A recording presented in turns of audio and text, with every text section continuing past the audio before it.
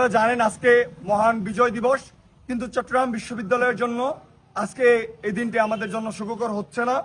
কারণ আপনারা জানেন গত 14ই ডিসেম্বর মহান বুদ্ধিজীবী দিবস উপলক্ষে সেই জায়গায় আমাদের বিশ্ববিদ্যালয়ের উপাচার্য তিনি একটি বক্তব্য দিয়েছেন, যেটি পাকিস্তানি হানাদারদের পক্ষে বয়ান উৎপাদন করে এবং তাদেরকে দায় মুক্তি দেওয়া হয়েছে। সেই জায়গায় উনি ওনার বক্তব্যের প্রতিবাদে বিভিন্ন ক্রিয়াশীল ছাত্র সংগঠনরা আন্দোলন করেছে এবং আমি নিজে ব্যক্তিগতভাবে বলছি ওনাকে নিঃশর্তভাবে ক্ষমা চাইতে। উনি ক্ষমা না চেয়ে উল্টো আজকে বিজয় দিবস, কিন্তু চট্টগ্রাম বিশ্ববিদ্যালয়ের জন্য এটা সুখকর হচ্ছে না।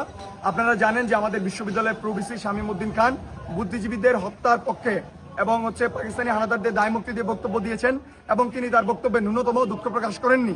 সেই জায়গা থেকে আমরা প্রতিবাদ জানিয়েছি।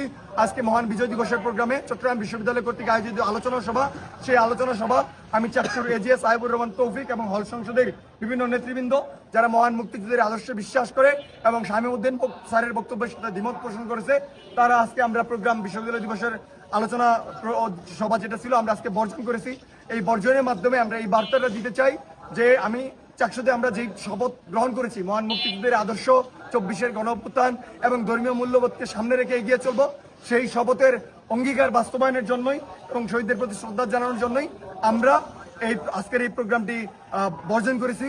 এবং আমি চট্টগ্রাম বিশ্ববিদ্যালয়ের প্রশাসনকে বলবো যে চট্টগ্রাম বিশ্ববিদ্যালয়ে এই ধরনের একটা ঘটনা ঘটছে, প্রভিসি শামীম স্যারকে অবশ্যই জাতির কাছে ক্ষমা চাইতে হবে, দেশবাসীর কাছে ক্ষমা চাইতে হবে এবং ওনার এই পদ থেকে নৈতিকভাবে উনি এই পদে থাকার কোনো ধরনের অবস্থান রাখেন না।